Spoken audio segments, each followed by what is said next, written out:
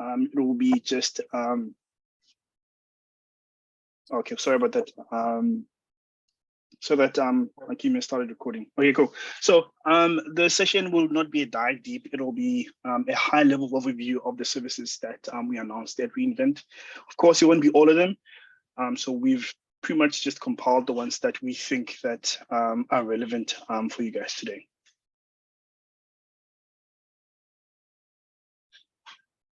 All right, just by a show of hands, right? Has anybody who's here today been to reInvent?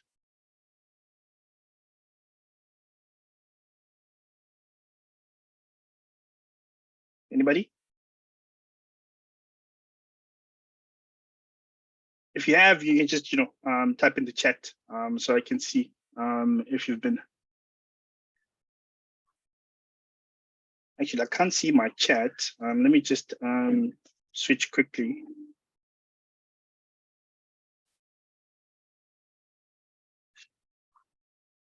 Oh yes, I guess people can type it in. Yeah. Okay, cool. So I'm having issues with the chat. Akeem, let me just fix this quickly. It should be maybe if you change your views, you will see it should be right at the bottom. Did you see it at the bottom of it? It should be right at the bottom of the screen. Okay, cool. I see it now. You see it now? Okay. All right. Yeah. Cool. Okay. Cool. All right. Cool. All right. So if we don't have anybody in the room who's been to reInvent, don't worry. I also haven't been to reInvent myself. I am, it's a lifelong dream of mine to be at reInvent. So yeah. We'll all get there once. So yeah. Just to tell you a little bit about reInvent. reInvent is our global conference where we announce new AWS services and features. At last year's reInvent, we announced more than 100 services and features, and we also had more than 2,000 technical sessions. So how we do things at reInvent is that, on top of the service announcements and feature announcements, we also have those technical sessions where our customers can join, and these sessions are usually theme aligned. So we had themes such as machine learning, we had themes such as security, compute, and networking. So under those themes, we had different technical sessions, covering different topics. And we also have dive deep sort of sessions for the announcements that we make at reInvent as well. The fascinating thing about reInvent is that whenever it happens at Las Vegas in America. A colleague of mine who's been there has mentioned to me that every time they have reInvent the hotels in Las Vegas, they get fully booked. So if you are looking to go to reInvent, this is something that you should be mindful of. Try to book as early as you can because the hotels pretty much get filled up very quickly because it's a very, very popular event. All right. So as mentioned, we've got. I think there's someone who's talking. Hey guys, as you're joining, just mute your mic as the session has started already. Okay, cool. All right. So this is the agenda for today. I will be talking about some of the services that we announced under these themes. So these are the themes that I was talking about. At reInvent, we look at these themes to sort of make things easier for our customers. We tend to target personas with customers. So we target developers, builders, DevOps engineers and things like that. So the agenda for today will align to these themes that you see on the agenda. Right, to get started, we announced Application Composer last year, right? And this is one of my favorite services actually. And I'll tell you why, right? I'm a lazy person, so if a service can help, reduce effort and time for me, I would gladly use that service. So how Application Composer works is that it's a visualization tool, right? That you can use to design and architect your serverless applications on AWS. Now, the nice thing about it is that as you are doing that, it generates a template. So it's backed by infrastructure as code. So it generates a YAML template. So that YAML template is pretty much a template that you can use to launch the infrastructure on AWS. So usually how you would do it is you would, architect, your serverless applications. Once you're done, then you would then, manually write your template for your infrastructure. But with Application Composer, you are doing those two things using this one service, which saves you a lot of time. I know developers don't like spending time doing things like, creating architectures or rather creating infrastructures and things like that. They really just want to code and build software. And this is one of the tools that make it easy for developers and builders who are building on AWS. So this is how it looks like if you were to go to the AWS console. On the left, you've got the different components. In Java, you just pretty much drag and drop, right? And you just connect the different services in Java, and it just creates the template for you. So I've got a little snippet here to show you how it works. So as you can see on the screen, we've got a Lambda function. Just dropped it onto the canvas, and you've got API gateway, and also we're connecting that. And as we're busy doing this, right? What happens is that in the background, the service generates a template for you. So this is a YAML template, and this can be used with CloudFormation and also AWS SAM. And as you update it, as you remove components and you add new ones, it pretty much keeps track of that and updates the template for you. I think this is a really cool service, saves a lot of time. So the one thing to note about the service is that it's still in preview stage. So what that means is that it's not yet ready to be used in production. So for you to be able to get access to the service, you would have to request access to the service. So most of the services you'll see, they're still in preview, but there are a few that are generally available. So if you ever look at the slide there at the bottom, you'll see just that note there that says either preview or generally available. So yeah, that's pretty much what Application Composer is all about. So these are the use cases. If you are designing new applications, and also if you have existing applications, right? Remember, it's backed by infrastructure as code. If you've got your templates pretty much already created, you can just import them to Application Composer, and it will give you a visual view of your application, right? And those use cases, be the new applications that you're designing or those existing applications, it's pretty much used for those use cases. Again, right? If you are like me, who like visualizing things, right? It's a perfect service for you, right? There's some people who just go straight to building software. Sometimes it's good to see how things actually talk to each other, and Application Composer provides you with that, right? You actually get to see a picture of your architecture before you even start building your serverless applications, which is really cool. All right, another service under the builder experience theme that we announced last year is Amazon Code Catalyst. So Code Catalyst is pretty much a tool that simplifies the CI/CD pipeline. Right? So before I talk about that, right, let's first have a look at the problem that it solves. So in this slide, we pretty much have all the tools that we've made available to our customers. From the point where you start building software, we've got AWS Cloud9, which is a online IDE. Just pretty much write your code there. And once you're done writing your code, you want to store it somewhere. So you commit it to code commit, and from there you want to test it and build it. You've got AWS Code Build for that. And once you're happy with your code, then you want to deploy your code, right? And you've got code deploy for that. So these are different services that can be used, right, for each of the stages of your development lifecycle. And over time, customers have provided feedback on some of the things that they wanted us to see if we could do better, right? One of the challenges that they had was that these services are great, right? But the problem is that you have to integrate them, right, to talk to each other.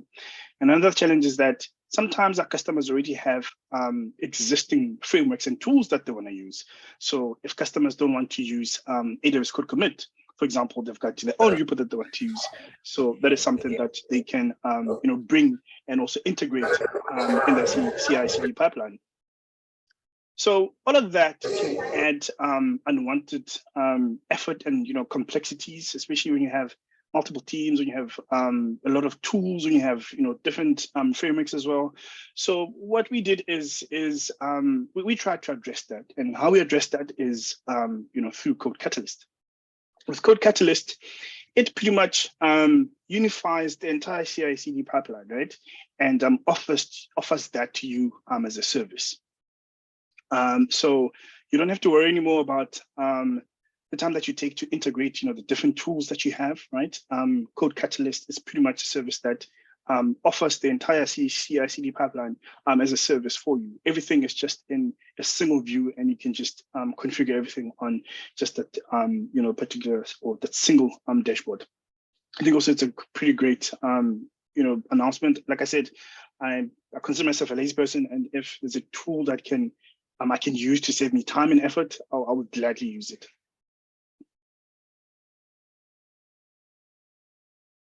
All right, so moving along to DevOps, we have a couple of announcements that we had here as well.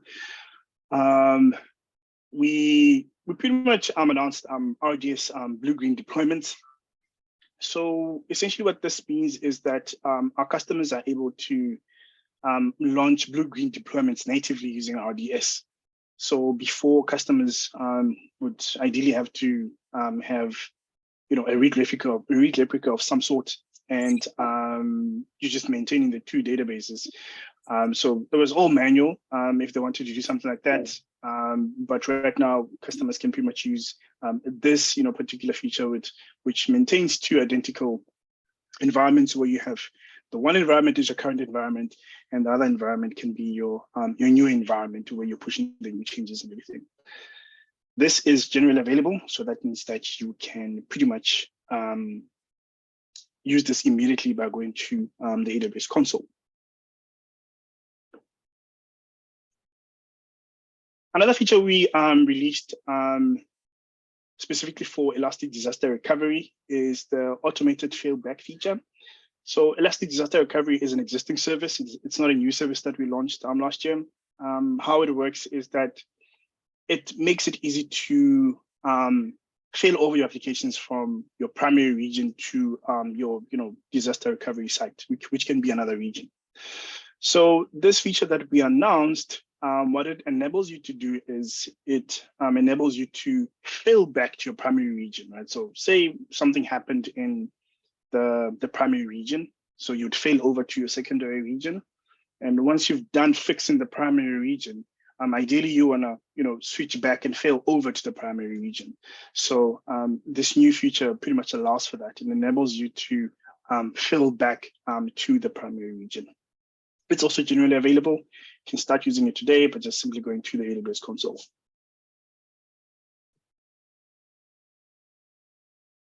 We also had a couple of stuff that we announced for AWS Backup.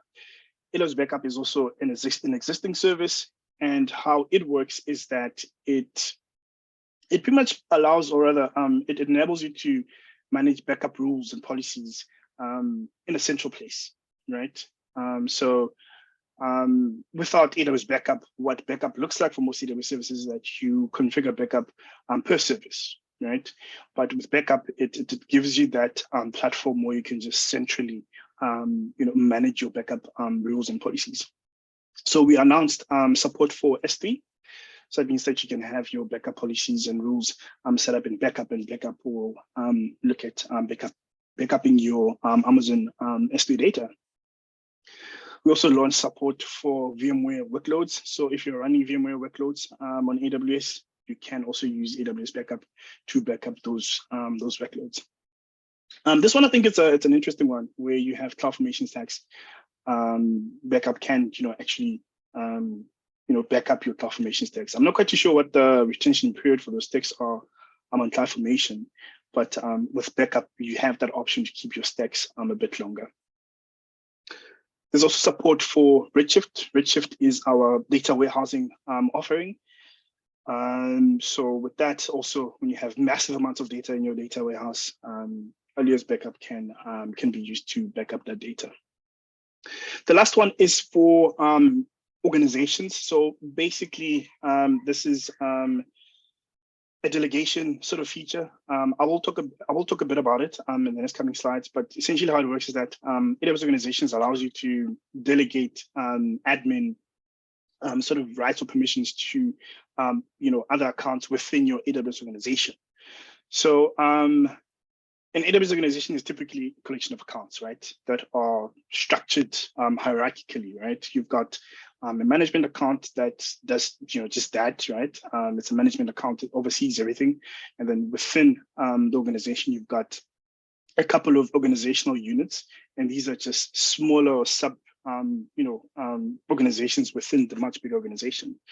So the feature just pretty much allows for delegation of backup admin tasks, right, to a particular or another AWS account. So I think the problem here is that if you have the management account with just the one responsible for these sort of admin sort of tasks, the different teams that are managing the different accounts constantly have to wait for the management account to perform these sort of admin tasks.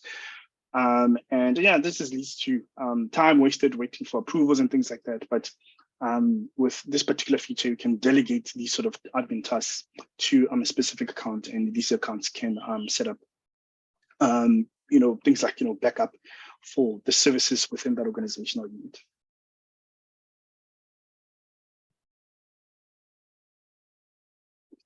All right. I've spoken to a lot of customers around performance and latency monitoring for applications. This has been a big pain point for our customers. So I think the best way I've seen customers try to sort of get an understanding of performance and latency is just using some sort of tool, a monitoring tool that is embedded on the application, and it then just monitors the performance and latency. So we with this service, what we're trying to do there is try to help our customers get a much better understanding on specific for the applications, right? If there's any issues or internet issues, latency issues that they're seeing, this can pretty much help you to see where the problem could be coming from.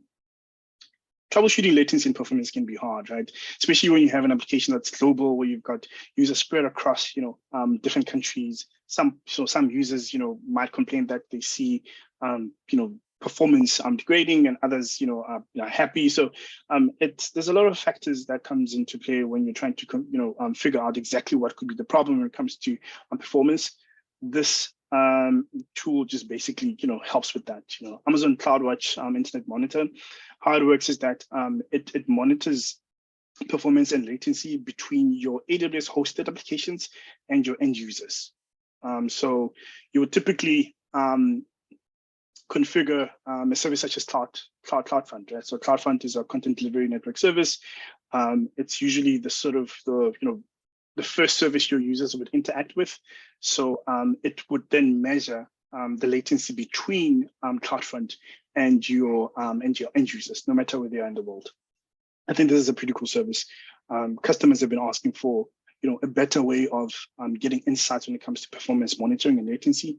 And I think this is definitely one of the services that our customers will be happy that we announced.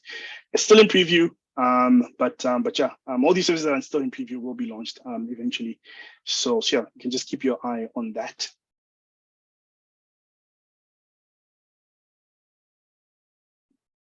All right, so here we've got another feature added to CloudWatch. So this is specific to CloudWatch logs.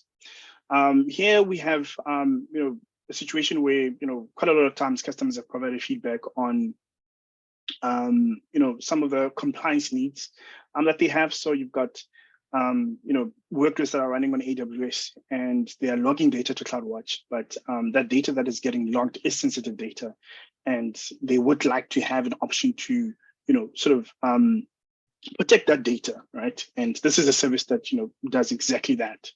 It uses machine learning and pattern matching to pretty much detect and protect the sensitive data. So that flow that you see right now on your screen, that's pretty much how it works, right?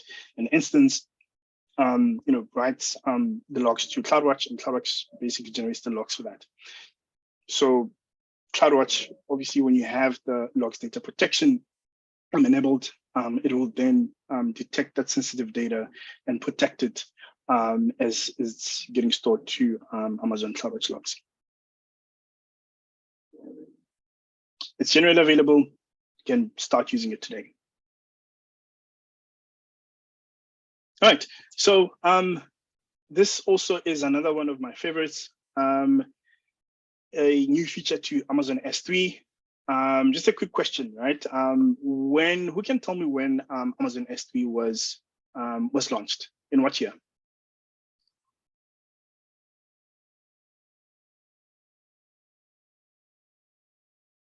Anybody? Anybody want to try this? Let's see how good your AWS knowledge is. Please type your answer into the chat, please, into the chat box. Or if you can mute yourself, and either one. So, oh, somebody just posted Esther. Okay, I see a lot of 2006 comments. So that's spot on, definitely. Amazon S3 was launched in 2006. So yeah, congratulations to you guys. Nice. Yeah, I see 2019. Unfortunately, the answer is 2006. Fortunately, the answer is 2006. I think right, Nosso was the first one that had that one. Yeah, keep continuing. Yeah. So Amazon S3 is definitely one of our oldest services, right? And very popular, provides high availability and durability. And this feature, and I think one of the reasons why I like about it is that think about a use case where, okay, for argument's sake, right? So just for the purpose of this, conversation, right? Let's say that we've got a region in Lagos, right? And your application is hosted in Lagos, and you've got users in Cape Town as well, right? So typically what you would do to provide the best user experience, you would have resources deployed closer to your users, right? So because you don't want users experiencing massive latency, so what you would do is you would deploy those resources closer to your users. And your application is using Amazon S3. So what you would do then is you would have an S3 bucket in Lagos and have an S3 bucket in Cape Town. So with this new feature, multi-region access points failover controls, how this works is that you will have your application pointing to a global S3 endpoint. So that global S3 point behaves like a sort of a load balancer. So you can pretty much have rules that you create, right, to route traffic based on where the user is coming from, right? So if users are based in Lagos, you can have traffic routed to the S3 bucket that is deployed in Lagos. Obviously, that provides the best customer experience. The bucket is closer to them, so happy days, right?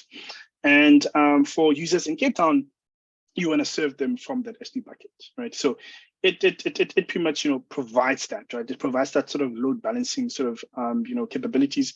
And when it comes to again to disaster recovery, right? If something happens in the Lagos region, it will pretty much route traffic to the S3 bucket that is accessible and available. So without this, right, how would you do that, right? You would have to point your application to a particular S3 bucket. So if Lagos went down, you would then have to go into your application and then change your code to point to the S3 bucket in either Cape Town or wherever the region it is that you have set up. So it saves you that time, right? It automatically does the failing over for you. So again, right, pretty cool service. Reduces the amount of time that you would have to spend and effort to try and do the failing over manually by yourself. It's GA, so you can access this today on your AWS console.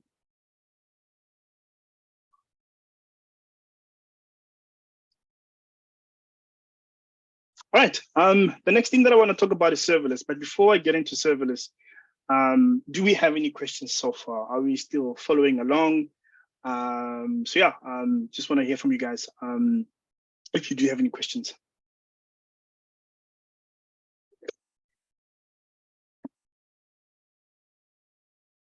No questions? Okay, if you don't have any questions, I've got a okay, cool. I see there's a couple. Yeah, maybe Okay. people might ask question at the end, but or someone has question. Okay, cool. I see that someone has a okay, cool. I don't know. I hope I'm saying your name. I'm not butchering your name. I see that you've got a general AWS use case. Let's park that for after I'm done with the session. We can definitely chat a bit more about that.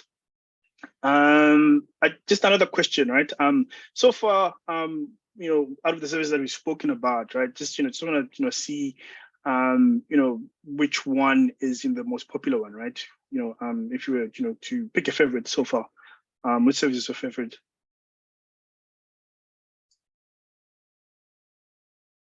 Akim, let's start with you. What's your favorite service so far?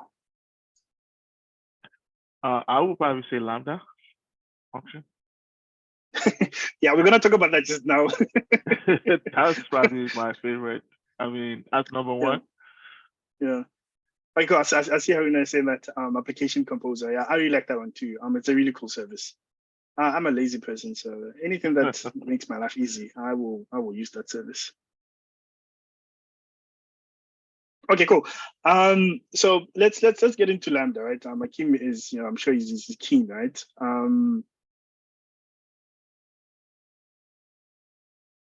So AWS Lambda is a very popular service, right? And I think it's probably kickstarted the whole serverless wave when we launched it in 2014.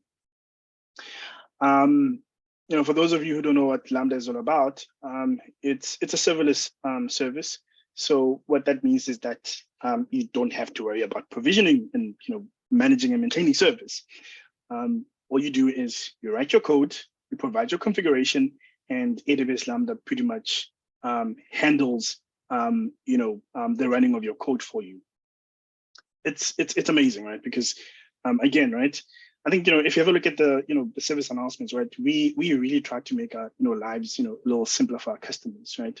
And we understand that developers don't want to spend time provisioning servers, getting approvals for from the infrastructure team to provision servers. They just want to build, right? They just want to build. And Lambda is one of the services that does that for our developer communities. So you just write your code, you upload it, and AWS Lambda just runs it, right? So since it's launched, it's been a very, very popular service, and we've received a lot of feedback from our customers, and our customers really love it. And some of the feedback that we received was that there's a couple of things that they would like us to do better in terms of just how long Lambda takes, right, when it comes to running your function, right? So to explain it in a bit of detail, when Lambda creates, or rather when it runs your code, because there are no servers, and that server that pretty much runs your code is maintained and managed by AWS, how the process works is that it creates a container. It creates a container, and once the container is ready, it then takes your code and deploys it in the container and it runs it. And once it's done running your code, the container is then destroyed. So it's the true definition of really paying for what you that you use, right? And it's perfect, right? It's one of those services, like I said, right? Like it's staying true to pretty much paying for what you use. Now, what we've realized is that the container creation, right, tends to take a little bit of time, right? For some customers, it's not such a big thing, right? But for most of the customers, it's quite huge. And especially customers who are using Java applications, right? So Lambda supports quite a variety of programming languages. I've even lost count. So you can imagine when you when Lambda is about to run your code, right? So obviously you provide the configuration that this is a Python, function, or it's a Java function, or it's a Ruby or Go function. So it would then, create the container with, all the uses that it needs to run, the particular framework that you have provided. So for Java in particular, it took a bit longer to create and initialize the container because, the JVM had to be created as well, right?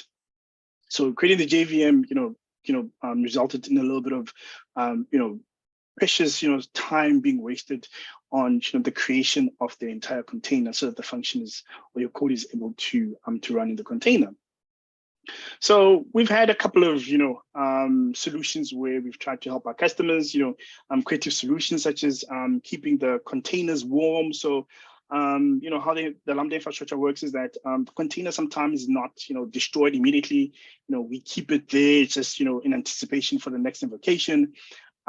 So we've seen customers, coming up with creative ways to pre-warm, the Lambda containers by, sending a request to AWS Lambda to sort of have, an already, warm container, which they can use. So obviously this is not a sustainable solution because you are depending on the infrastructure and the mechanics of AWS, which we didn't really share, much over the customers. Customers knew how the infrastructure worked, but they couldn't completely 100% rely on the fact that the container will be reused all the time.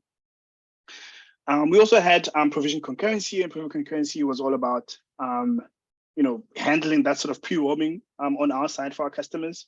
So, would pre-warm a couple of containers just in anticipation of traffic to Lambda.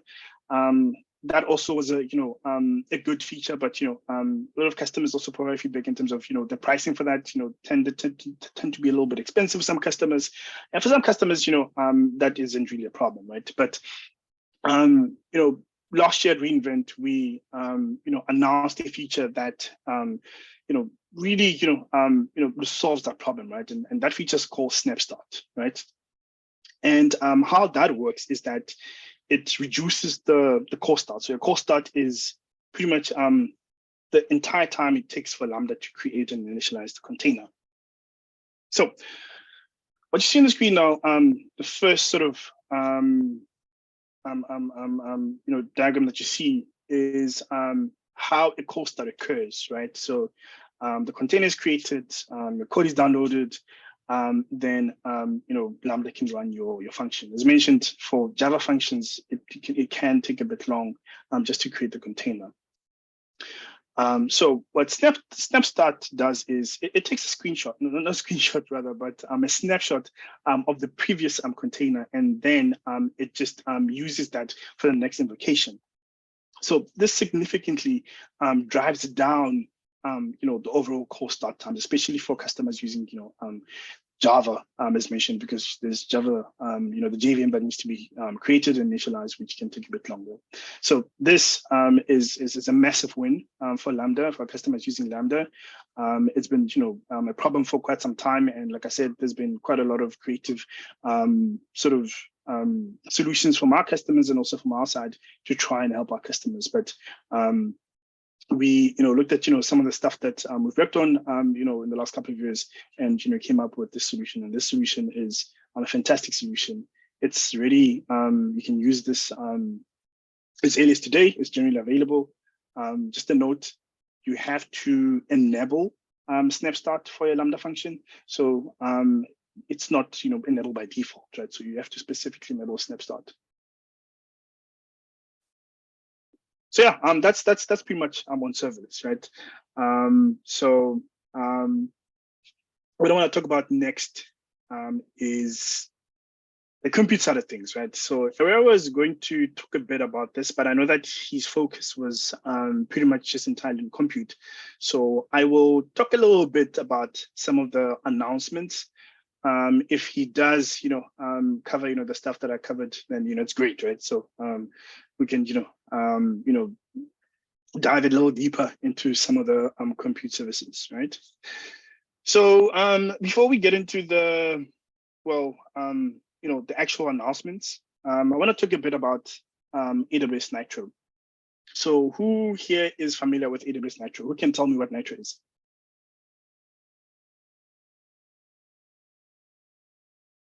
Okay, cool. Before we answer that question, I see that there's a question in the chat. What would be the difference between Lambda and Application Composer? All right, so Lambda is a serverless service that allows you to upload your code, and it runs your code, right, based on a schedule or an event that you configure, right? Application Composer, it's a tool that you use to build an architecture of your serverless application, and it pretty much also provisions a template, right? An infrastructure as code template that you can run to build your architecture on AWS. So I hope that makes sense. So Lambda, it's a serverless service. You upload your code, it runs your code. Application Composer, you have a visual sort of view. You drag and drop different AWS components. And in the background, what it does is it creates a template that you can use to launch your infrastructure. So the infrastructure, it's basically the infrastructure where your serverless application will be running on. So you still have to write things like the business logic and things like that. So that's the difference between the two. Okay, cool. So back to Nitro. Who can tell me what Nitro is all about?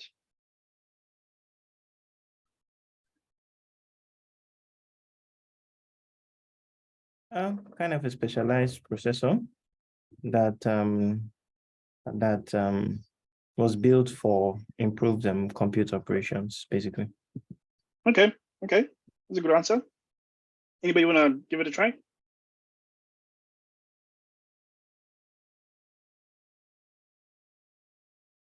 Like somebody saying that Nitro is similar to Graviton 2. There is a direct relationship between the two, but there's a slight difference. Okay, let's get into it, right? So Nitro is an AWS platform that AWS built to improve performance. So how it works is that I think let's look at virtualization technologies, right? So in a virtualized environment, what you have is you've got a server, and in that server you can have a bunch of VMs that you run, and you've got the hypervisor, which pretty much handles the distribution of resources to those different VMs, right? So things like networking, things like storage, things like security, right? So the hypervisor will be responsible for that. Now, that, if you look at it, right, it's a monolith, right? It's monolithic, right? Because everything is just in, it's just in that one server, right? So what we want to do is we wanted to improve performance, right? And how we went about doing that is that we decided to decouple some of the things, right? In our virtualization architecture. So what we did is we remove some of the components such as networking, such as security, such as local storage. We removed that from the server. So essentially what that does is, it gives, it gives up, space and compute, right? So we removed that, and we moved that to what we call a Nitro system. So how those resources are, distributed or assigned to the different VM, the hypervisor makes API calls to the Nitro system. So that's pretty much what Nitro is all about. So it was launched in 2017, and we've been, iterating and building newer versions of AWS Nitro. We are on version 5 at the moment. So we've pretty much been launching instances based on this platform. So just a note there, right? It doesn't mean that we don't. So I was actually going to get to Graviton, right? So let's talk about that actually. Let's get into that. Okay, cool. So this is one of the instances that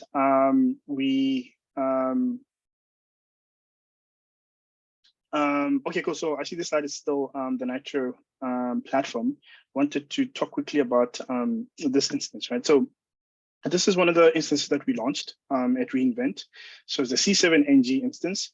And these are all the features and performance sort of capabilities that you get with this instance, right? So this instance is based off of the Nitro platform, and it uses Graviton, right? So Graviton is the AWS chip that we've built, right? So when it comes to EC2 instances, we've got a variety of chipsets our customers can choose from, right? But again, right, as soon as we started building the Nitro system, right, that led to us then looking at, building our own chips, right? And that's how Graviton came about. We are currently on version 3 at the moment. And what we announced at reInvent, we announced Graviton 3E. So Graviton 3E is specifically for high, performance computing, right? And this instance that we launched is geared towards, such workloads, right? So if you've got, I guess, looking at, machine learning inference, if you need to analyze quite, massive amounts of data. So in the retail space, you would need to have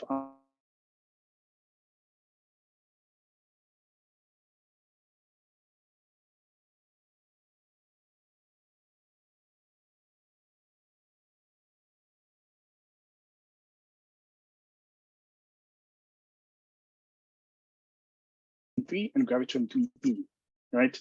One of the servers, again, that we launched, it's SPC7G, which is also high performance computing instance.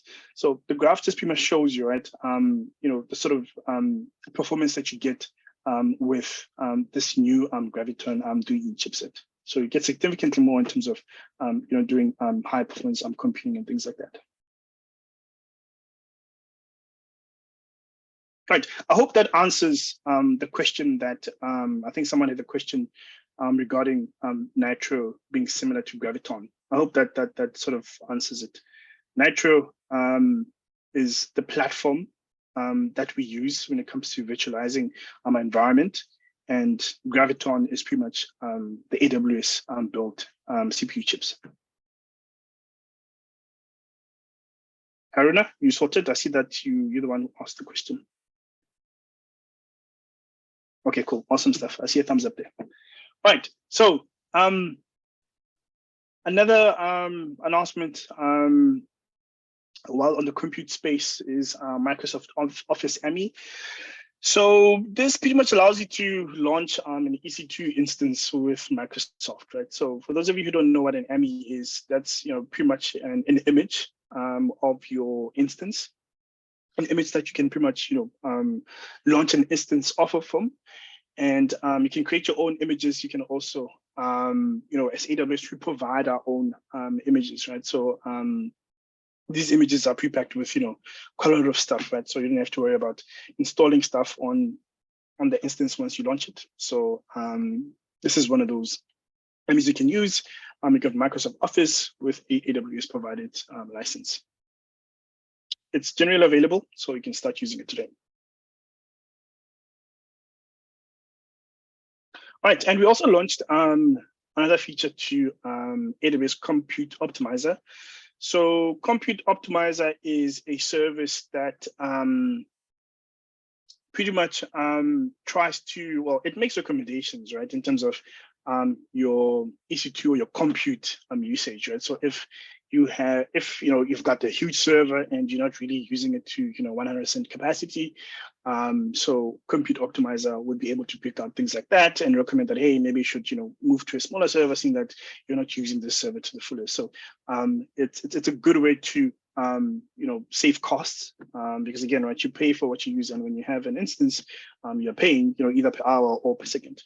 So at reInvent, we announced external support for metrics, right? So how it works is that it ingests data from CloudWatch, right? And CloudWatch pretty much, you have your EC2 instances, sending logs, then metrics, right? So it looks at those metrics and it sort of understands what your usage looks like and then makes recommendations off of that.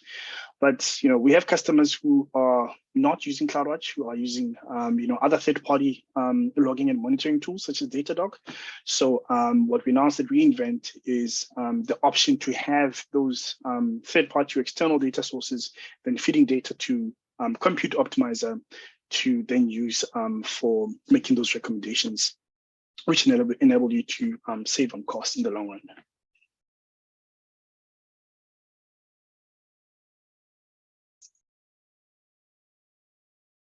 All right, and the next theme that we'll be looking at is networking. Do we have any network engineers in the house?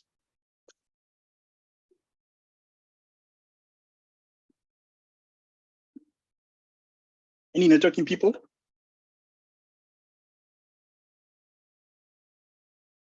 Okay, that's fine.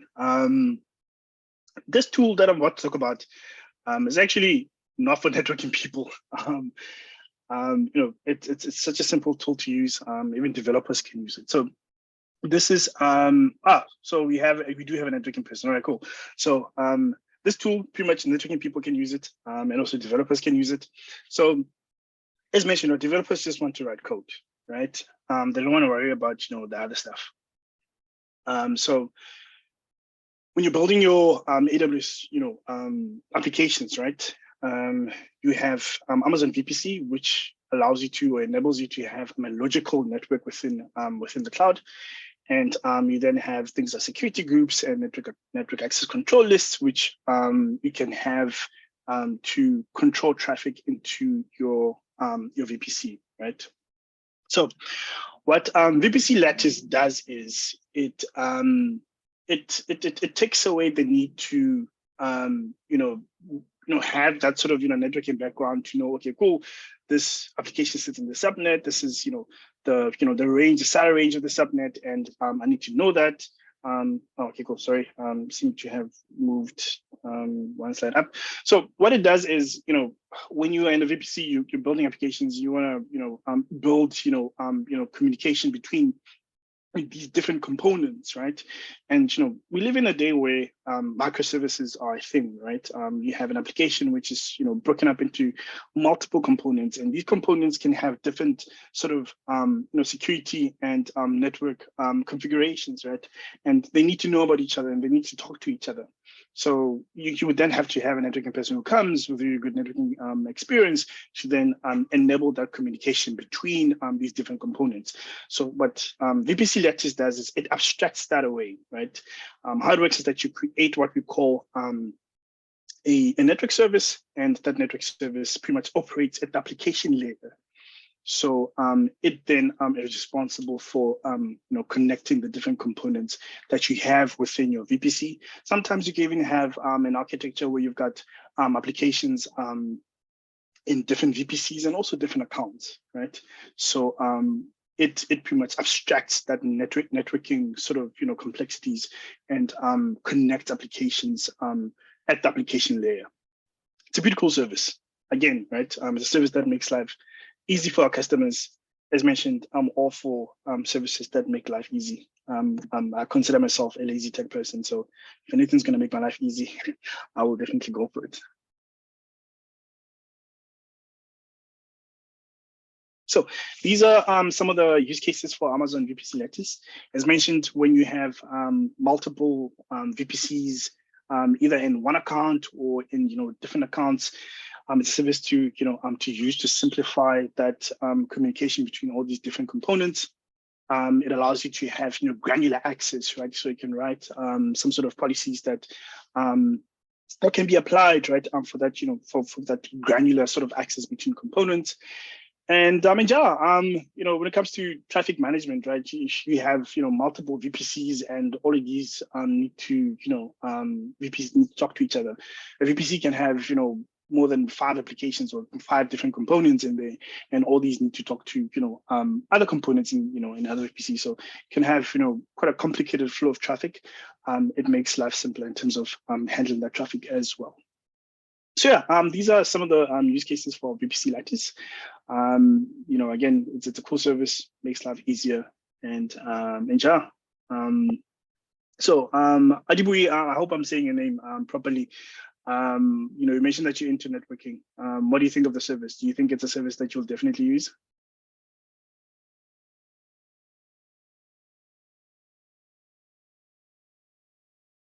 You can unmute yourself. Okay, cool. Looks like it's a service that you're interested in. All right. So just want to quickly move on to the storage section, right? And storage, we had a couple of announcements for EFS and EBS. So EFS is our file system offering. So you use this for use cases where you have applications running on EC2 and you need some sort of file system for those applications. So how it works is that you create an EFS volume and you mount that volume or you attach it to your EC2 instance. So at reInvent, what we announced is elastic throughput. So this is pretty much provides you with more throughput to applications as they read and write data to the EFS volume. So as you can see on the slide, you've got quite a few stats in terms of the performance that you get when you're using this particular feature of EFS. And for EBS, we've got support for SRD for the IO2 EBS volumes. So SRD is a networking protocol that we use for transmission of packets. So it's a new thing that we announced recently. So how it works is that, so instead of using TCP, you can choose an EBS volume that supports the SRD protocol. So the SRD protocol is a bit faster than TCP. So it uses multipath routing. So it doesn't send packets in order. So they are reordered at the destination. So TCP obviously it sends those packets in order, and this can make TCP a bit slower. So SRD just provides better performance for packet routing. So you can have those EBS volumes that support SRD. All right, so moving right along to the security theme, we also had a few announcements here. This one is Amazon Verified Permissions. How this works is that if you think about authorization, right? When you're building multiple applications, how you handle authorization, you probably handle that, at app level, right? And like I said, like when you have multiple applications running in the cloud, running on AWS, you have to build that logic for authorization. So this service seeks to offload that authorization bit, and it pretty much does that for you, right? So if you need to authorize access for a particular person, you just send them to verified permissions. It has an engine that decides who can access what. So you can pretty much write policies and rules that control things in terms of authorization. So it's also another cool service. I think this came about as a result of our customers asking if they could have AWS IAM, right? Used for their custom applications. So yeah, this is something that that mirrors IAM in terms of authorization. You can have multiple custom applications and have this engine pretty much handle the logic that decides we can access what.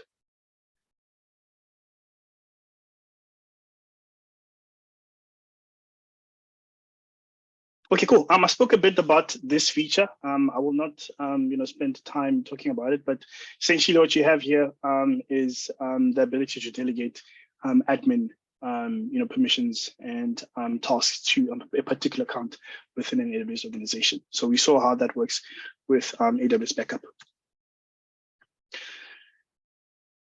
So we've got AWS KMS, XKS. So this is pretty much the ability to come with your own encryption key, right? So initially how this works is that KMS is a key management service. So it creates encryption keys for you, and those keys can be used to encrypt, stuff on AWS, and also can be used to encrypt stuff, in transit and stuff. So, some of our customers have come and provided feedback that, there's a concept called hard encryption. So hard encryption is the notion that you own everything, right? In, the encryption process, you own the encryption key, you own the algorithm, you even own the infrastructure that you are encrypting on.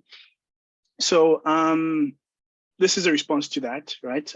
Some customers have wanted to have an option where the key does not live on AWS, but it lives outside of AWS. Could be an on-premise location, and that key is then provided as needed to KMS, and KMS can then use that to encrypt the data, could be data, on S3 or on RDS or on Lambda or EC2 as well. Excuse me.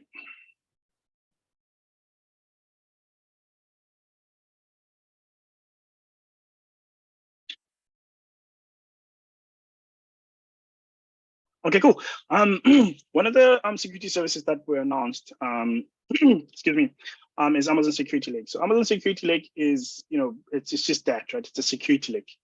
And how it works is that it's a dumping place for all your security data, right? All the logs that you're generating from different AWS services and also from different third-party tools, those can be pushed through to Security Lake. And from there, you can then start getting insights from that data. I think one of the key features that you have here with Security Lake is that it's a place that, pretty much, normalizes your data, right? And one of the things about analyzing data is that you have different data sources with, different formats, right? So it takes time to normalize that data, right? When you build normalization pipelines, it takes some time, but with Security Lake, it just normalizes that data into one format, and from there it's a lot easier to just analyze your data. You could use that data to train a machine learning model. You can use that data. You can query that data to get better insights into on a security event if something has happened and you want to investigate a bit further to get better understanding of the type of threat that you're dealing with. So those are the things that you can do. And these are the sort of third-party partners that support Security Lake at the moment. So you've got Splunk, you've got Palo Alto, to name a few. All of these can push data to Security Lake.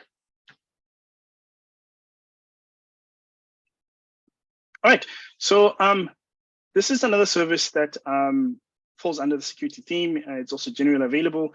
It's an encryption service that looks at the encryption of communication, mediums, right? So this can be voice, this can be messaging, this can be file sharing.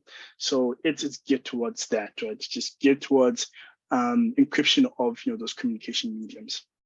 So the problem with this is that we've had customers using different vendors, right? So for encryption, for voice calls, you use a different vendor. For video calling, probably a different vendor. File sharing, probably a different vendor.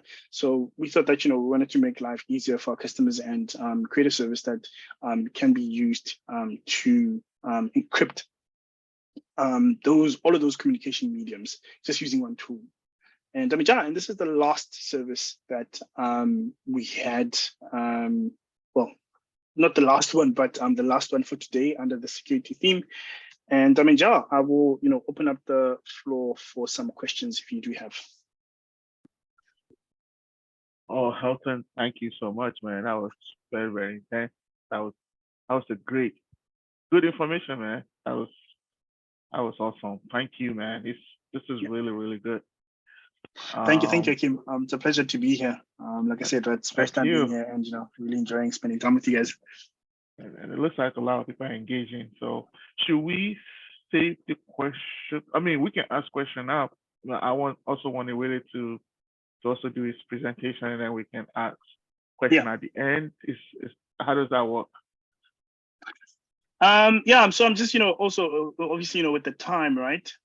So if we don't have time, what we can do is then we can have Ewere go ahead and present, and then we can just deal with all the questions once he's done, right? All right. Yeah, so we can do that. Yeah, it's not a problem. Okay. So and then people can go on and go on about their stuff. So Ewere, do you and people, you can post your question in the chat so we can gather all that question together. So please post your question in the chat room. So Ewere, do you wanna take over? So yes. All right. Yeah, I'm here. All right. Okay. So you should be able to share your screen. Yep. I'm sharing already. Can you see my screen? Yes, you can see your screen. Okay. Thank you very much. Thank you very much for the opportunity. Thank you very much, Elton, for that detailed breakdown of reInvent. Releases. reInvent is always very interesting because there's so many services to catch up with, and it can be a whole lot. And thank you very much for that summarization, Elton. So, and I mean, I'm just going to go straight to the point. And Elton has been able to break it down into so many things, but I'll just focus on certain key things and talk about the things that the service that I love most out of all the releases, and focus a little bit on a few things that Elton mentioned. So first of all, like I said, my name is Ewere. I'm an AWS Community Hero. I'm first in Africa, and I'm also based here in Lagos, Nigeria. I'm also an author. I'm also a DevOps engineer also. And okay, let's go straight into the meat of the matter. So you can get some of the announcements, some of the details of what Elton was talking about here in YouTube. Watch some of the keynote speeches by Adam Spelsky and all the other DeSantis and the rest of the people from AWS. And I mean, get first-hand information if you want to. These are the links of some of those talks in YouTube. Okay, so let's talk about the focus where I want to talk about, which is compute services. So these are the three major things that came out of compute services that for me are very profound, which is the EC2, INF2 instances, and then the EC2 instance types, which are in the works, the C7GN, R71Z, and the HPC7G. So why do these instances, why am I trying to emphasize on these instances? So these instances are designed to deliver high performance at the lowest cost in Amazon EC2. So what you see in EC2 a lot of times is that when people get into EC2 for the first time, what they do is that they just pick what they see in the wizard and just next, and launch the instance. But you get to understand that every instance is designed for a specific purpose, okay? Every instance has a specific name and they have a specific processor. I mean, he was talking about Nitro processors recently, just before I started talking about it. And those are new innovative processors that are low cost, more energy efficient, and also efficient too. Apart from just being energy efficient, they're also efficient in terms of delivering what they are supposed to do. So INF2 instances are powered by up to 12 AWS Infrastructure 2 instances, and they are the third AWS Design Deep Learning Accelerator instances. So what this means is that when you're trying to launch an EC2 instance, you don't just pick any instance for anything, okay? You need to look for the INF2 type of instances so that when you're trying to perform deep learning operations, you're trying to work on AI models. And when the section of AI you're working on is deep learning related, you can't pick an EC2 instance or a general purpose instance. Sorry, you can't pick a T3, T4 instance or a general purpose instance for that kind of workload. You need to look for INF2 powered instances so that you can get the best out of your machine learning workload that you are trying to build. So the other type of instances that are coming up is now AWS is really trying to go deep into expanding certain compute workloads that are usually not paid attention to. And one of them for me here is the HPC, which is high compute intensive operations, okay? Most of the time, what people do is that they get maybe the general purpose instances or the CPU intensive instances to perform high compute operations. But now, which are still in the works, the HPC instances are going to be available. So if you are in a company where you need a lot of compute operation to perform intense compute operations, you don't have to combine different kind of compute instances. Instead, you can go straight to the HPC and purposely built instances that will give you the best performance and the best throughput. You also have the C7GN instances. So these are new grade of instances which are designed for networking operations. So you have some companies who build their infrastructure on AWS. So for example, you have Netflix that built their full infrastructure on AWS. They kind of redesigned a full networking architecture on top of AWS.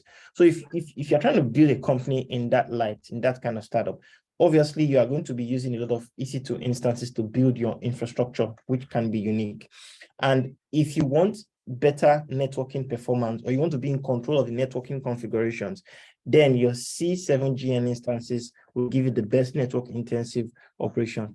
even if you're not building network infrastructure, there are also certain workloads that require a lot of high network throughput. So for example, where I used to work, we were an ad tech company. It's an ad tech company, basically, where I used to work.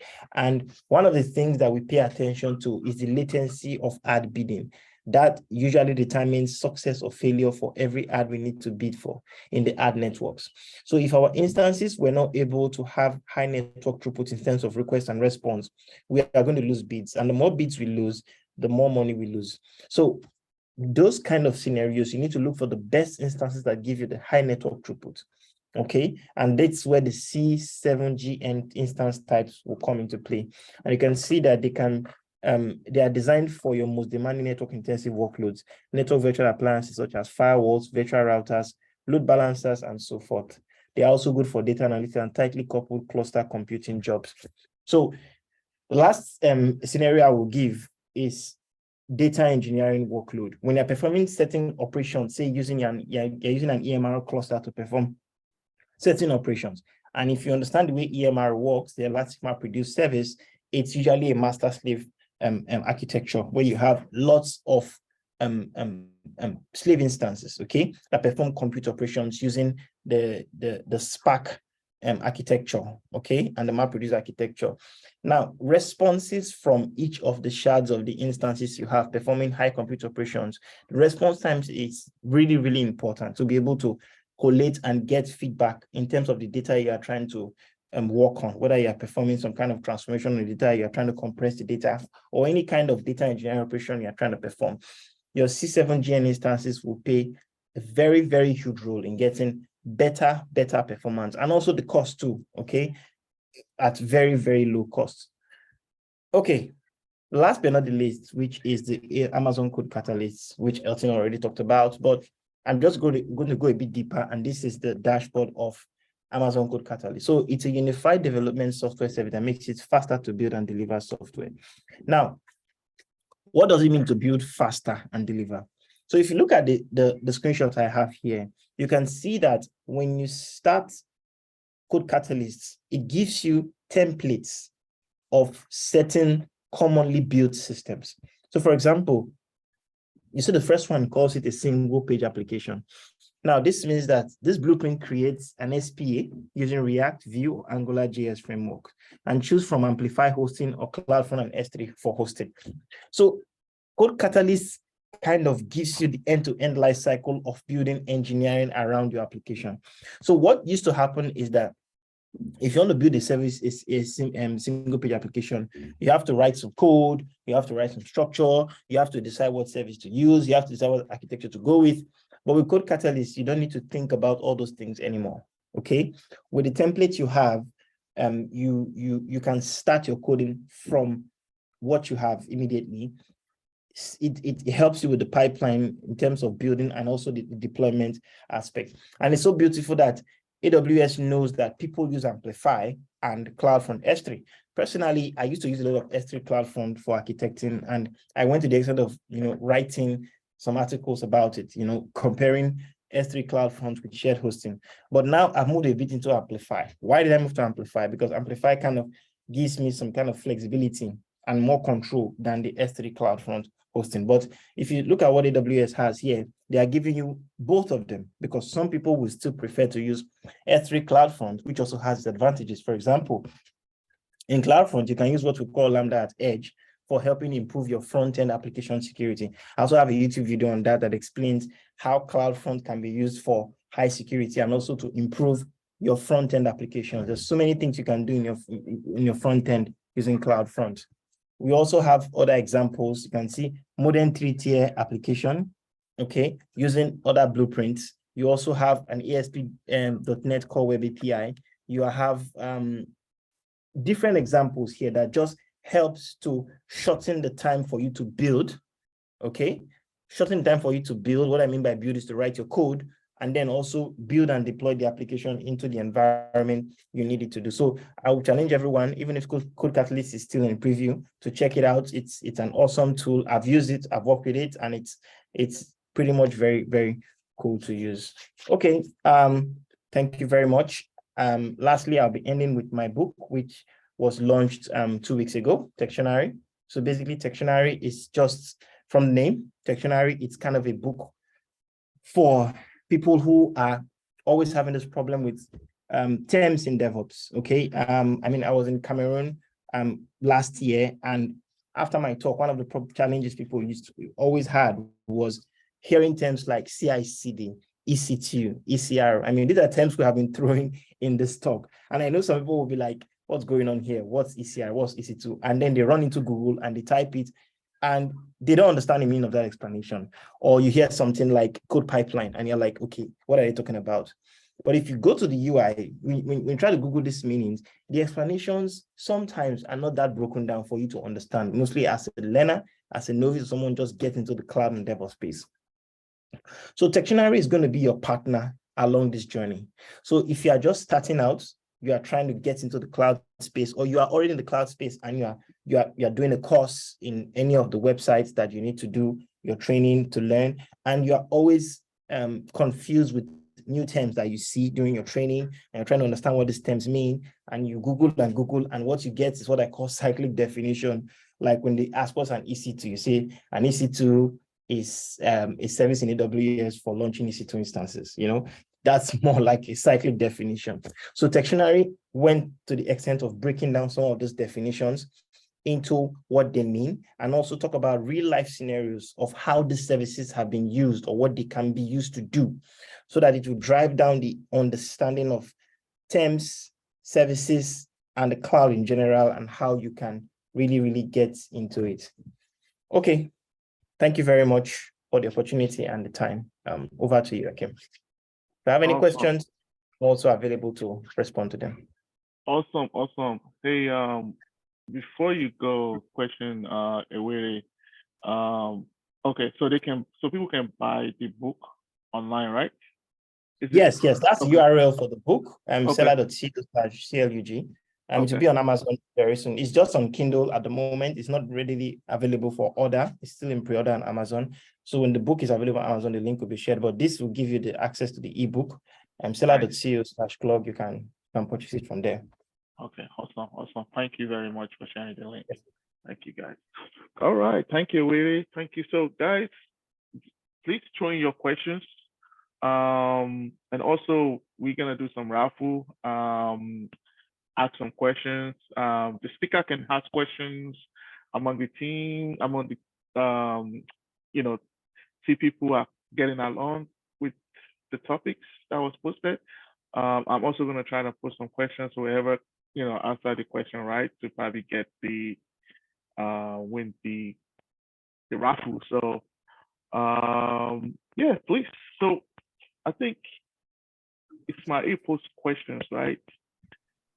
Ismail, do you wanna talk about the question you post?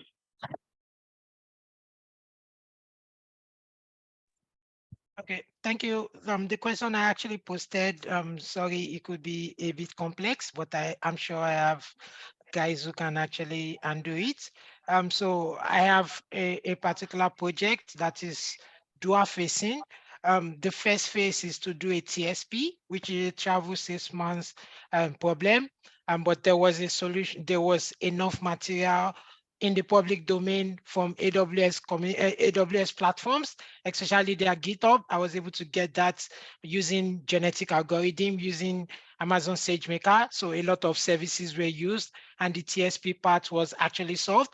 Then I think I also had to liaise with the person, the writer of the person who is in charge of that AWS GitHub page, and he was able to help a staff from Amazon. But when I got to the VLP TW part, it became complex and I couldn't find any resource in the public domain, not even on AWS GitHub or any of the platform. I couldn't see anyone about the VLP TW, specifically in relation to insertion heuristic. Now I have all my data sets on Amazon DynamoDB, but I couldn't get the solution that could give me that insertion heuristic. And I've actually, if I could be sincere with you, I've incurred almost $900 since I started this project around June. So I've been spending a lot on it. So I need assistance on getting that solution deployed. So the end result is just to have a set of rules. So if the AWS teams on this platform has a solution relating to insertion heuristic and is not in the public domain, maybe I could be given a lead to that, and I can look at that to get this solution resolved. Thank you.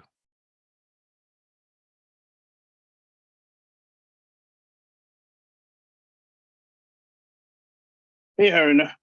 Thanks for explaining your question. It's quite a complex solution that you're working on there.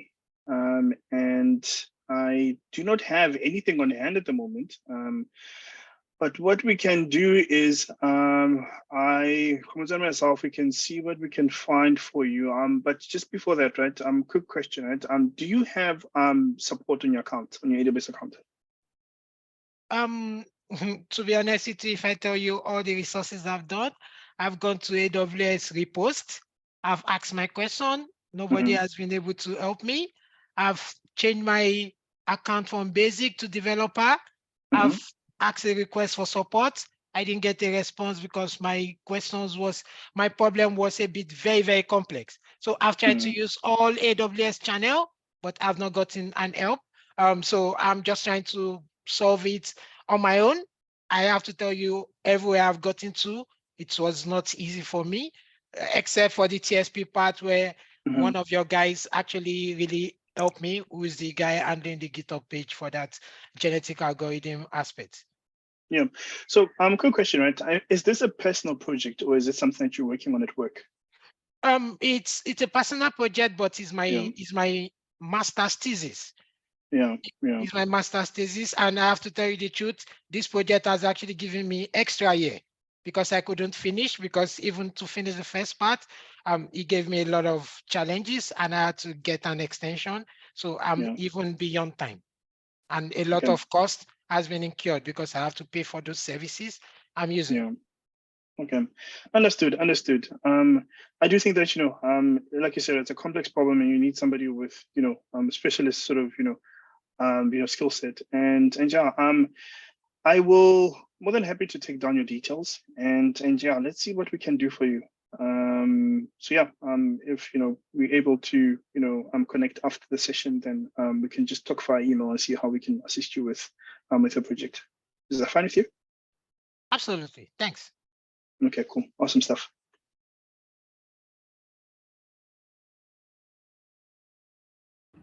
And Ishmael, with regards to your research for your master's, we do have AWS credits available for people that are doing research at a accredited institution. I just sent you the link. Just please see if you qualify, and then maybe that can help you reduce the AWS costs for your master's program. I'm not sure whether you qualify or not, but just read through it and see if you qualify, and then go through the application process. Thank you. Yeah, and hopefully, you win some credits today as well, in today's raffle. I think those will go a long way.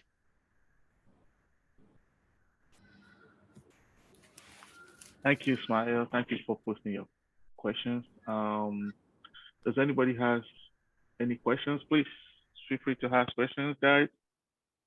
Yes, I do. I've been getting disconnected every now and then, so I left some questions on the chat. I don't know if somebody answered. I wanted to know, I'm not 100% sure, but we do have AWS data center in Lagos now, don't we? Or is it in just South Africa? Yeah, we don't have any data centers in Lagos at the moment. The only region that we have is in Cape Town, in South Africa. Okay, I thought maybe I misread the announcement sometimes last year, so that there's a data center in Africa. So I was thinking it was Lagos. So I have a server in Ireland, and I was thinking maybe to move it down to Lagos one because it's going to be local to the client. So South Africa one, maybe I might have a look at it if it's going to be cost effective, because that's one of the reasons I would want to move the server if I get cheaper rate in South Africa. Yeah. Yeah. So usually, right, with the customers that I've worked with, right, I think Ireland, works out to be cheap, especially when you have, quite a lot of workloads, right? So I don't know if you would realize any, real sort of savings by just moving the server to Cape Town. And I also think that the island region might actually be closer to Nigeria. So that works out better if, your user base is pretty much, in Nigeria, Yeah. Okay. sorry, if I may also cut in, if I may cut in here, Rafiat, Yes. there is actually a zone in Lagos, and you can move your server to Lagos. I did a video on that on LinkedIn, and you can follow the steps on how to move your server to Lagos. So we don't have a region yet in Nigeria, but we have a zone, what we call a local zone, where you can deploy certain workloads, but your workloads are not going to be highly available.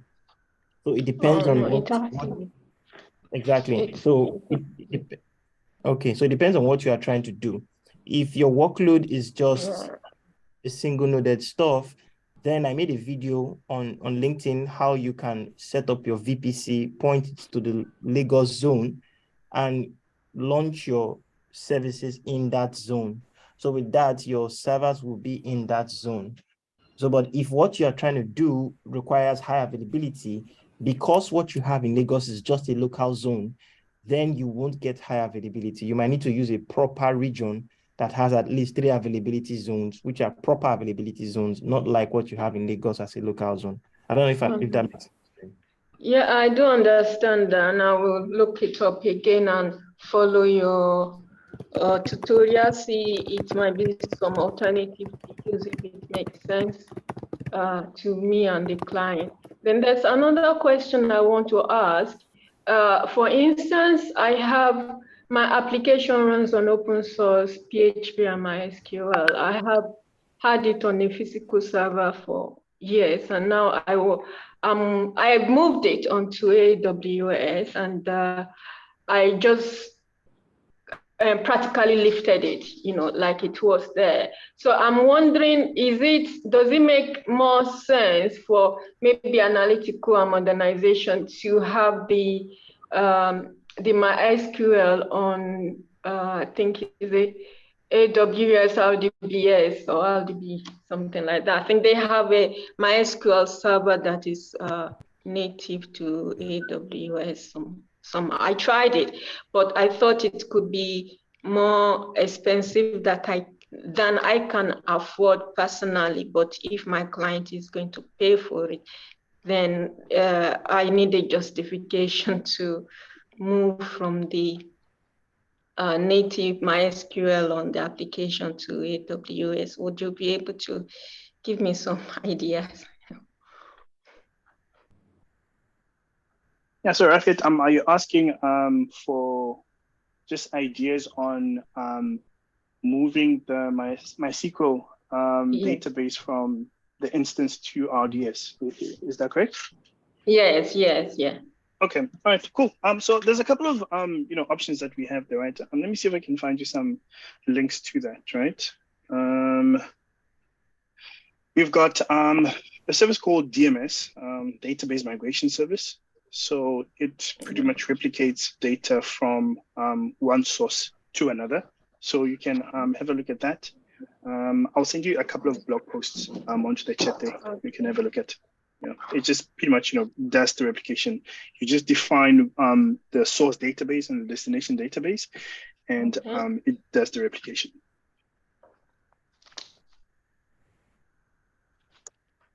Okay, that's migration, AWS migration, database migration. Yeah, database migration service. I'm going to send you a couple of blog posts just now onto the chat. Okay. Yeah. I think I might have just had a cursory look at it, but not deep look at it. And because I was able to do it quite easily the way I used to use the physical server, so I didn't think too much. But when I'm thinking about modernization and and availability for analytics for the databases. And I want to use AWS services.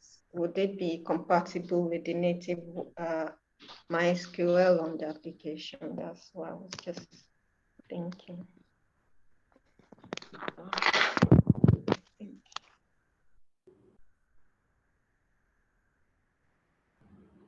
All right, then thank you, Sia, for your questions. Does anybody have any questions while we have the speakers? So they can answer your question. Hello. Go ahead. Go ahead. Hear me? Yeah, we can hear you. Thank you.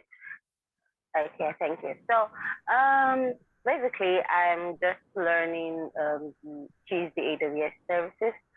So for a service as the application composer, I heard that it's in the test stage and not very much available to everyone now, but that kind of question. So I'd like to know how to request to use the service, if that is what I heard.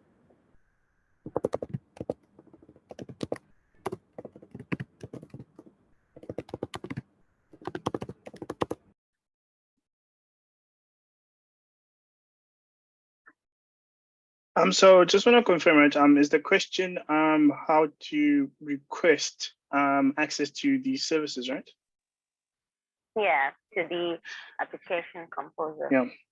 Okay, let me double check for you. I think if you go to the console, right? I think I might be wrong. But I'll get back to you on that one. Okay.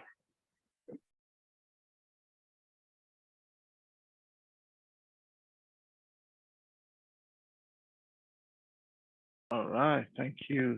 If anybody has any other questions?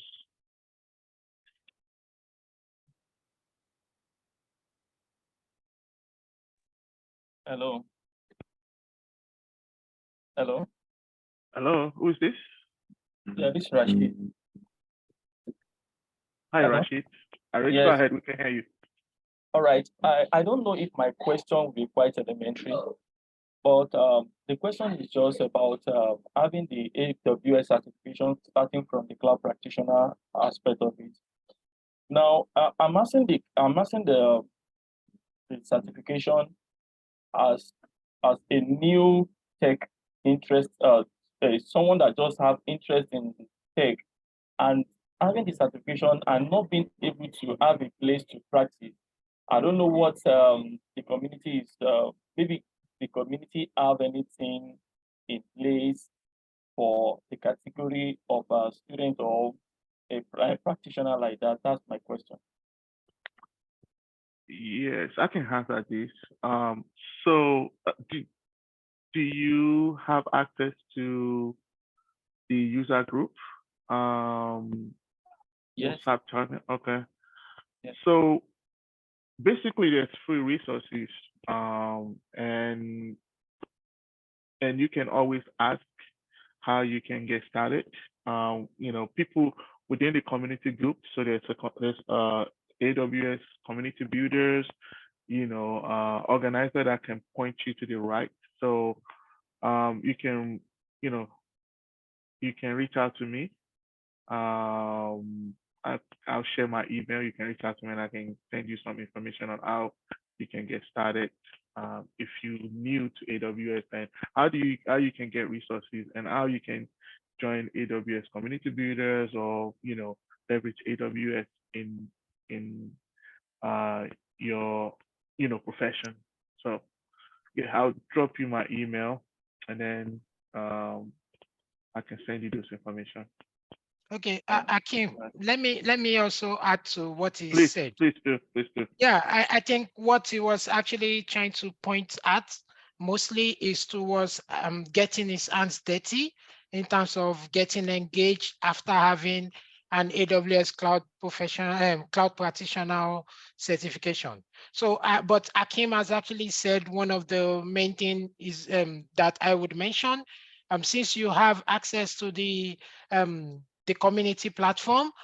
So once you're on that community platform, there are always a lot of opportunities that are pasted that are always posted, and we have partnership with some organizations, and people get to post internship on those platforms.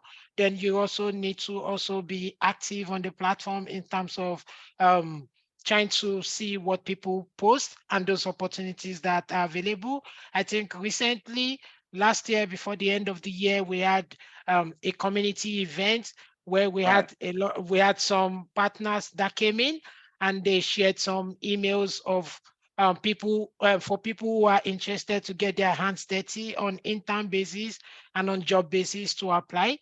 So maybe we will look at that and repost it on the community group, and you can actually apply. But to also let you understand that you also need to keep upskilling yourself, follow the user group. A lot of solutions are always being profiled there. People have problems and they solve it. So when you keep upskilling, those opportunities would actually come, Rashid. Then Akim, maybe you need to also help us post the link to the user group, the WhatsApp, maybe on this platform, because I think some people sent in the chat that they don't have access to it. Yeah, let me share that. I so can Rashid, do that. I think I've been able to answer your question. I can see you give me a thumbs up. Thank you very much, Ismail. Thank you. I'm very much grateful. Thank you, Mr. Akim. I appreciate it all. You're welcome. So the community is all about helping each other, empowering each other. So, there's a ton of information, and thank you, Ismail, for mentioning that, because we need to emphasize this.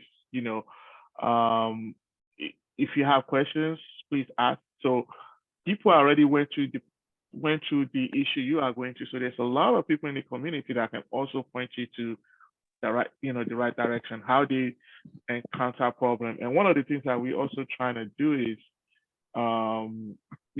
do like a community career event, where we did one last year, I don't forget last year, where people can get ask information about how they can improve their AWS skills and develop their career. So we're looking forward to that event coming up. So just keep an eye. And also the community room, WhatsApp is always the best place, because there's so many information being thrown out there. People are helping each other.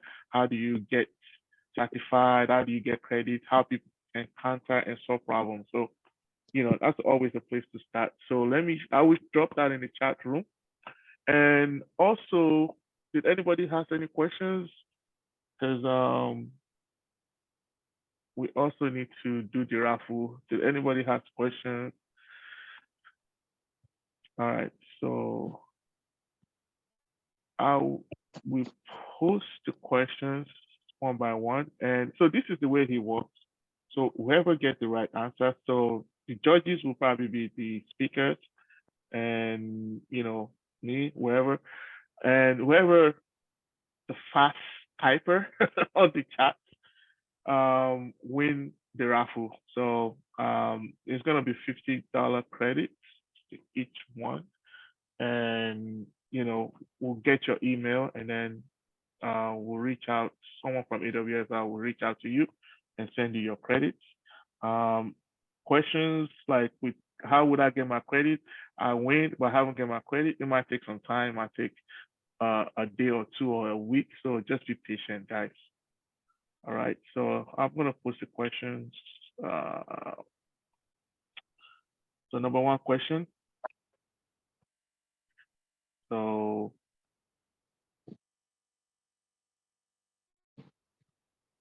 and if you don't understand the question, you might, I will try as much as possible. So that's the number one question.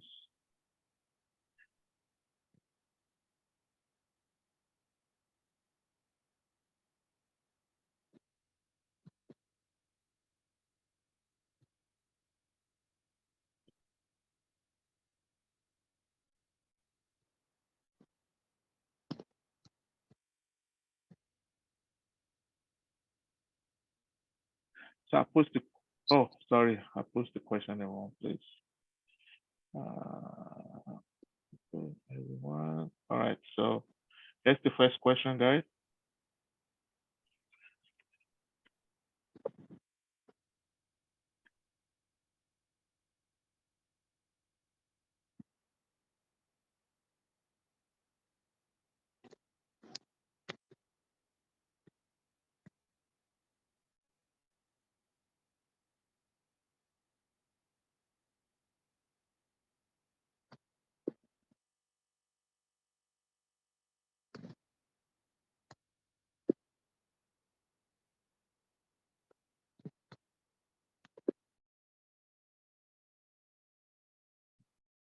Okay.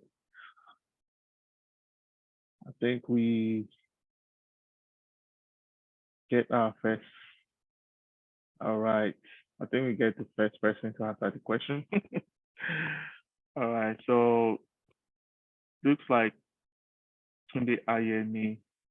And it's probably the same time with Uzi Yat. But Tunde Ayeni is the first one that first answered the question. So I think Tunde, please send your email to me. Sorry, Pausa, I think Tunde answered the question first. So please send your email.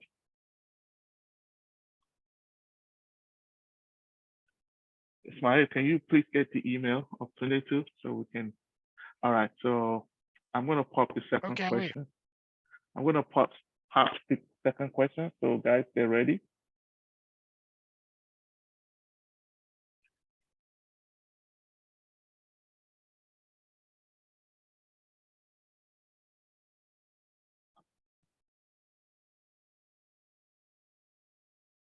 All right, here we go.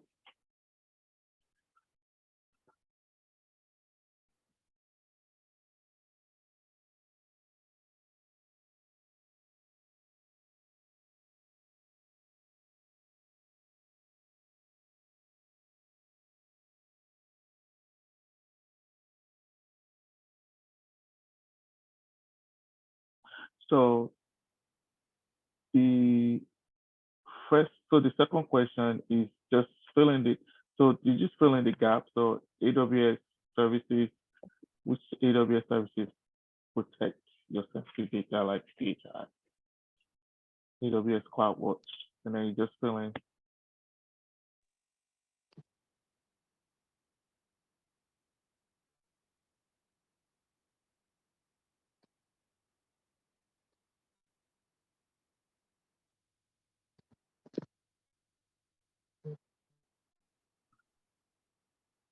Did everybody get the second question?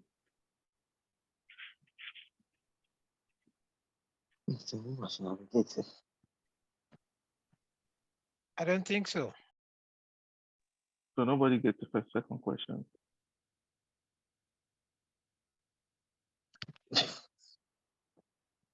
Oh, this navigation, yeah.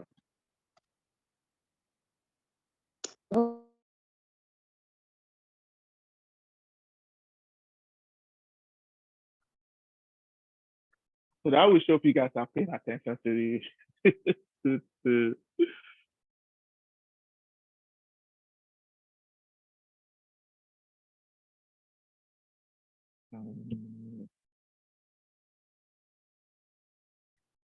all right.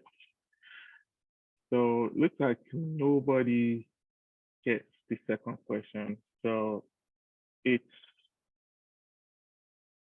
yeah, so it's the third question is the AWS Cloud data protection.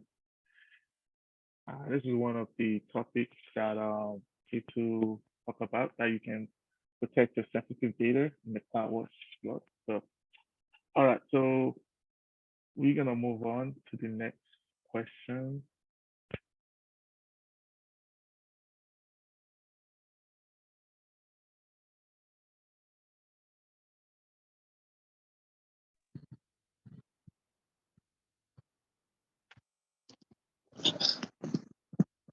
Who is this?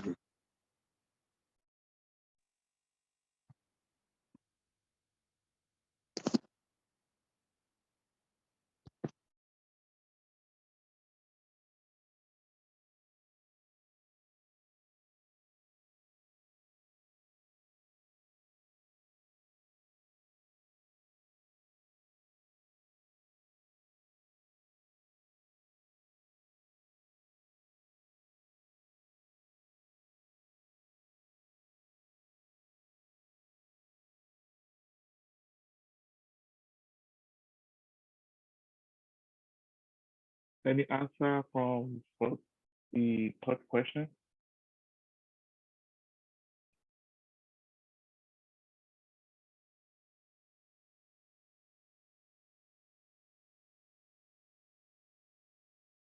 Okay. Okay.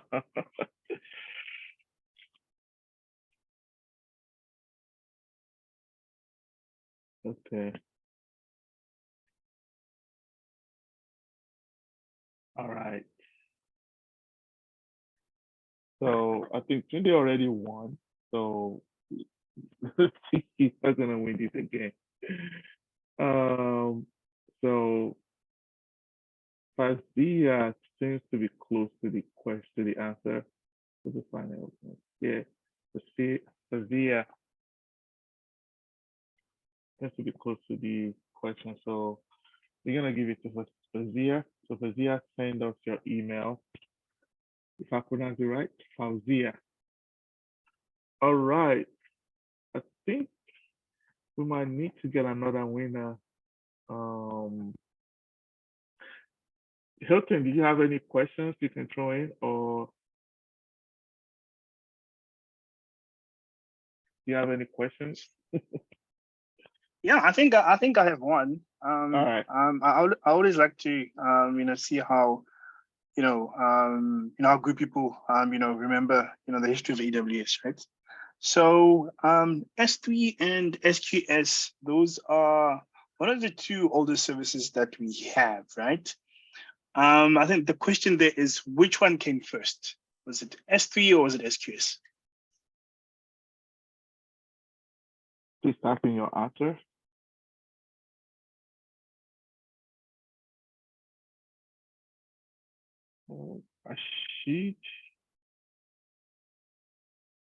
Rashid and Samuel.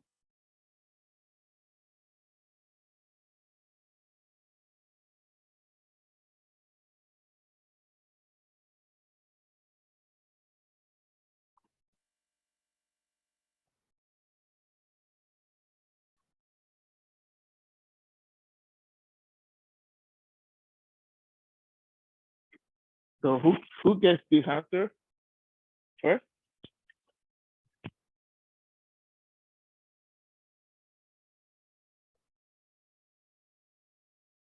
So we have S3 and S3S.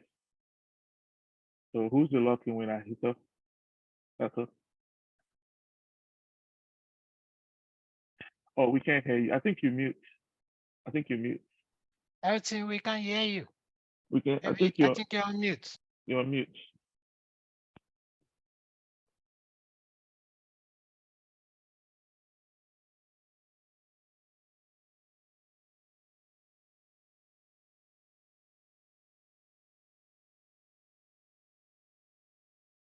Please unmute yourself, please.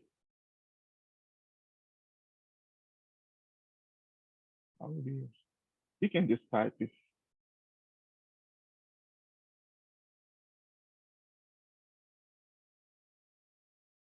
Hey guys, can you hear me now? Yes, we can hear you now. So sorry about that. I don't know what happened there. But yeah, so the answer, right, is that we publicly launched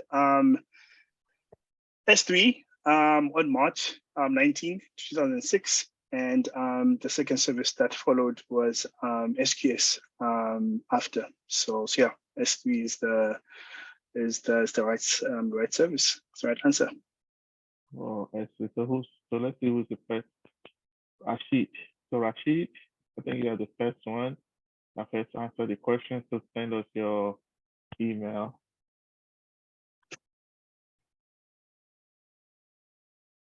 All right. So, I mean, we still have more events to come, guys. So if you don't win, you've got plenty of time to win the next event. So,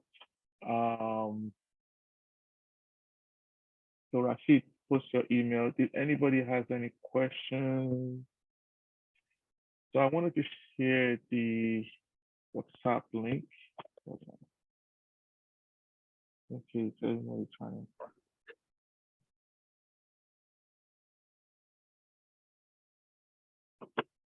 All right. So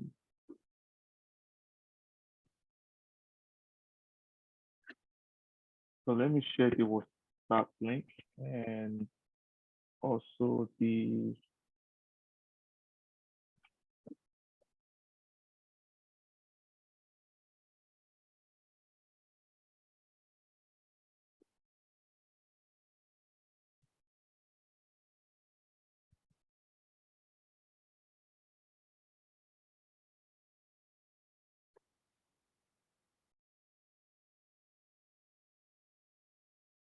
Oh, okay.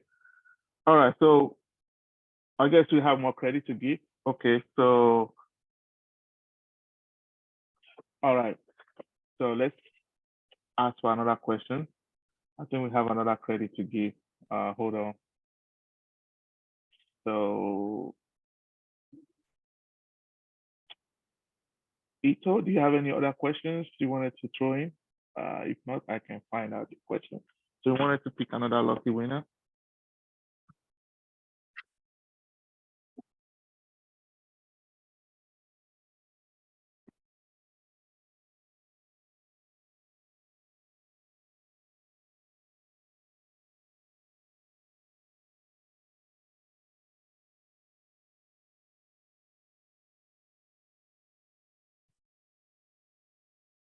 Okay, I've got another one. Okay.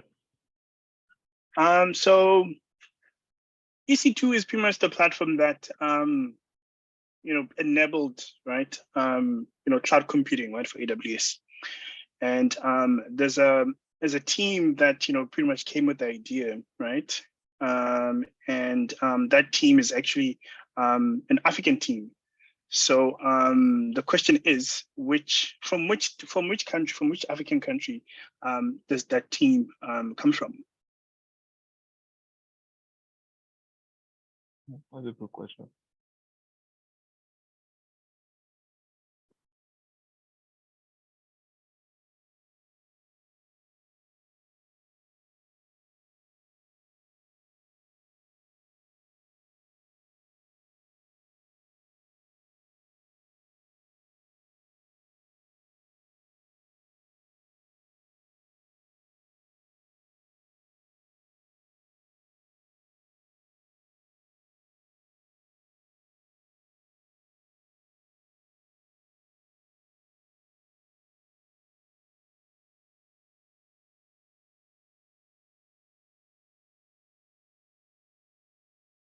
And the answer still coming? Yes. Yes. It looks like that's still coming. Okay. So we got Kenya. Samuel said Kenya. We got Isse in South Africa. We got a point to South Africa, Kenya. I guess the lucky winner will be whoever first answer the question. So what is the answer, Eto? Okay, so the answer is Africa. It was a team based in Cape Town that pretty much wrote a narrative for the technology that eventually powered EC2, which obviously became the bedrock of the AWS cloud. So yeah, who's the first person to say South Africa? Let's see. Okay, man. Keme. Nice. Congratulations. Send us your email. Thank you. Thank you. All right. So I think we're done for today. Kevin, drop your email so we get your email before we close. Thank you very much, Elton. We hope to see you again. And thank you so much for giving us a wonderful presentation. Hopefully to see you again. So for those of you who don't have the AWS user group, I'm gonna post it in here. WhatsApp group, sorry. And I'm also gonna post the group, meetup group as well. So keep an eye on the meetup group because we're gonna be posting new events coming up.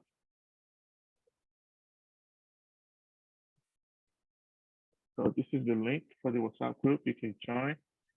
Let me get the link for the meetup. So WhatsApp group is where we constantly, people engage, ask questions. If you have any questions, people share resources. So that is the place you can go. You can ask your question. You can post the question, and you will find people to answer. Sorry, Akim. Sorry to cut in. Yeah, sure. It's like Elton wants to leave, so I don't know who I'm going to send the emails I took note of. Am I sending to Elton or I'm sending it to you? Oh, yeah, the 4 winners. What did Elton suggest? I think he's about to leave, so we need to get no, across. No, I'm still here. No, I was just responding to Akim earlier when he said that he was thanking me for joining the session today. Okay. Yeah, so I'm still here. I'll liaise with Akim and we'll get the email across to you. Okay. All right. All right. No worries. All right. So somebody's asking for the Telegram. Hold on. Let me see if I can find the link.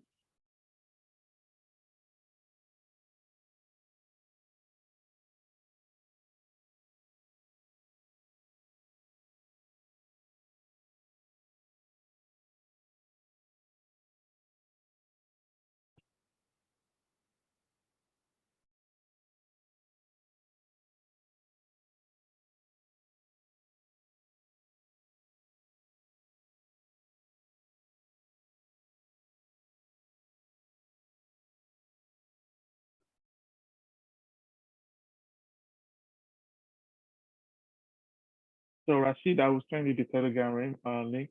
I will share it with you if you can.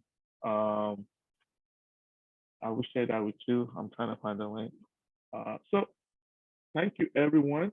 Thank you for happy elections, and thank everyone for being here. I hope you guys learned a lot. So we see you guys in the next event. Thank you, guys. Thank you very much. Have a wonderful day.